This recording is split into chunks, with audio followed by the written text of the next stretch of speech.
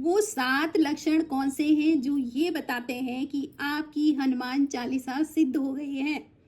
दोस्तों, हनुमान चालीसा का पाठ लोग सिद्ध करने के लिए करते हैं। उसके लिए संकल्प लेते हैं, 11 दिन का, 21 दिन का, 50 दिन का, इस तरह से संकल्प लेते हैं। लेकिन अब आपने संकल्प लिया और हनुमान चालीसा का पाठ करा, लेकिन अब ये कैसे पता लगाएंगे कि आपकी हनुमान चालीसा सिद्ध हो गई है? तो जय श्री राम दोस्तों, कैसे हैं आप सब लोग? मैं भी ठीक हूँ। दोस्तों, आज रोज की तरह मैं यही बोलूँगी कि यदि आपको मेरा वीडियो पसंद आता है तो मेरे चैनल को सब्सक्राइब करें, मेरी वीडियो को लाइक करें, कमेंट करें। दोस्तों, अध्यात्म से संबंधित और अध्यात्म का विज्ञान ही मेरे चैनल का नाम है। देखते हैं हनुमान जी, है ना।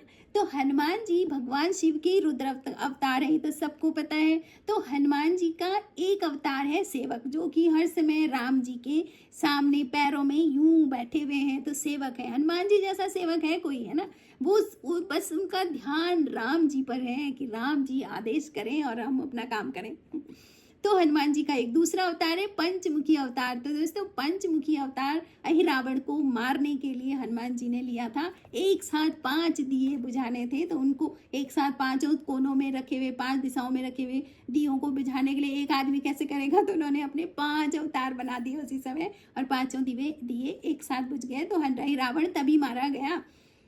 तो दोस्तों, अगर आपके शत्रु बहुत बढ़ते हैं तो आपको पंचमुखी अवतार की पूजा करें। देखो कैसे जैसे हनुमान जी ने रावण को मारा था, ऐसे आपके शत्रु भी आपसे बहुत दूर भाग जाएंगे हनुमान जी के प्रताप से। और एक है हनुमान जी का 11 मुखी अवतार। 11 मुखी अवतार हनुमान जी का संहारक अवतार है। जब वो किसी को मारते हैं, संहार करते हैं, उस समय वो अपना 11 मुखी अवतार धारण करते हैं। तो ये हो गए हनुमान जी के अवतार।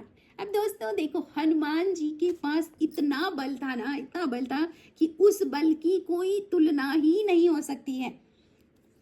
दोस्तों, हमने रामायण में देखा है कि किस तरह से मेघनाथ ने लक्ष्मण पर शक्ति चला दी थी और लक्ष्मण मूर्छित हो गए थे। तो भगवान राम रो रहे थे। तो जब भगवान राम रो रहे थे तो हनुमान जी इतने क्रोधित हो गए थे और इतना उनको दुख हो रहा था कि मैं किस तरह से भगवान राम की मदद करूं। तो हनुमान जी ने बोला था, पहला क्या बोला था उन्होंने उन्होंने कहा कि भगवान, यदि आप आदेश करो तो मैं अभी जा करके चंद्रमा को कपड़े की तरह निचोड़ करके उससे जो निकलने वाला अमृत है उसको मैं लक्ष्मण के सिर पर डालूं, ताकि वो अपनी मूर्छा से बाहर आए। आप कहो तो मैं चंद्रमा को कपड़े की तरह निचोड़ करके उसका अमृत लक्ष्मण जी के लिए लाऊं। दूसरा उन्होंने बोला था कि आप बोलो तो मैं पाताल लोक से जिस सर्पों का, जो सर्प होते हैं ना, सर्पों का समूह, मतलब इतने सारे सर्प जिस अमृत कुंड की रक्षा कर रहे हैं, मैं उस अमृत कुंड को ले आऊं।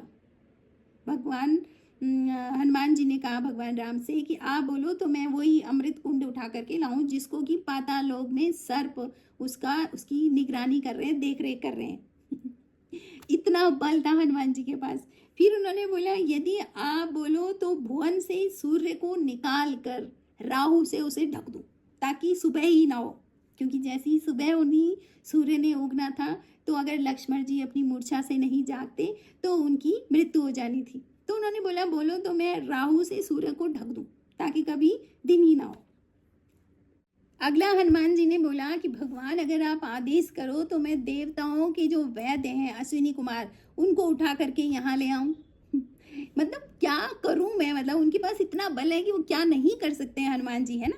तो अगला उन्होंने बोला था कि मृत्यु को चूहे की तरह पटक पटक करके मार दूं, ताकि मृत्यु का भय ही ना रहे हनुमान जी ने बोला, मैं मृत्यु को ही मार दूंगा, लो, ताकि मृत्यु का भय ही ना रहे। हमें लक्ष्मण जी की मृत्यु का भय था ना, राम जी इसलिए रो रहे थे, तो उन्होंने कहा मृत्यु का भय ही खत्म हो जाए। फिर अंत में हनुमान जी ने यहाँ तक बोला कि हे प्रभु, यदि आपकी आज्ञा हो तो मैं अपने प्राण निकाल करके लक्ष्मण जी को दे दूं और इनको जीवित कर दूं। अपने प्राण निकाल करके हनुमान जी ने बोला कि हे प्रभु, यदि आपकी आज्ञा हो तो मैं अपने प्राण निकाल करके हनुमान जी में डाल दूं। आप बोलो तो सही, मैं क्या करूं? तो दोस्तों, इन सब चीज़ों से ये पता लग रहा है कि हनुमान जी के पास कितना बल है। और दूसरी बात यह है कि था नहीं है क्योंकि हनुमान जी चिरंजीवी हैं, वो अभी हैं यहाँ पर, तो इसलिए वो इतने बलशाली हैं। और सबसे पहले सिद्ध होती है हनुमान चालीसा। तो दोस्तों यदि आपकी हनुमान चालीसा सिद्ध हो गई तो आप कौन कौन से गुण आपको दिखेंगे कि आपकी क्या क्या चीज़ें आपको बताएंगी कि आपकी हनुमान चालीसा सिद्ध हो गई है। सबसे पहली बात कि अगर आप जब हनुमान चालीसा पढ़ते समय जो लोटा जल का आप रखते हैं ताकि हनुमान जी की शक्ति उस जल में जाए और उस जल को आप किसी रोगी को पिलाते हैं तो उसका रोग दूर हो जाता है, तो समझ लीजिए कि आपकी हनुमान चालीसा सिद्ध हो गई है। समझ रहे हो ना, वो लोटा आपने किसी रोगी को दिया और रोगी का रोग दूर हो गया, मतलब उस पर काम कर गया, वो असर कर गया, इसका मतलब आपकी हनुमान चालीसा सिद्ध हो गई है। नंबर 2, यदि उस जल को आप अपने घर में छिड़कते हैं तो आपके घर में कोई नकारात्मक लोग हैं जिनके पास बहुत नेगेटिविटी है, नेगेटिव एनर्जी है, वो भी पॉजिटिव होने लग गए। आपने वो जल छिड़का सब जगह तो आपके घर का पूरा वातावरण ही पॉजिटिव होने लग गया है, तो आप समझ लीजिए कि वो जल काम कर रहा है, यानी कि हनुमान चालीसा आपकी सिद्ध हो गई है। देखो उस जल से आप क्या क्या कर सकते हो ना, ये भी है, तो आपकी हनुमान चालीसा सिद्ध हो गई है। अगला है दोस्तों कि यदि स्वप्न में आपको हनुमान जी दर्शन दे रहे हैं, मतलब आपको स्वप्न में या तो हनुमान जी या हनुमान मंदिर या हनुमान जी के कोई दूत आकर के आपको दर्शन देते हैं, आपको मंदिर दिखता है, तो आप समझ लीजिए कि आपकी हनुमान चालीसा सिद्ध हो रही है। स्वप्न में आपको बंदर दिख रहे हैं, है ना, तो ये सब चीज़ें वो है कि आपकी हनुमान चालीसा सिद्ध हो रही है। अगला है दोस्तों, यदि सपने में आप हनुमान चालीसा पढ़ रहे हो, बस समझ जाओ कि आपकी हनुमान चालीसा सिद्ध हो चुकी है। आप सपने में हनुमान चालीसा पढ़ रहे हो तो मतलब सपने में आने लग गया है, तो आपकी हनुमान चालीसा सिद्ध हो गई है।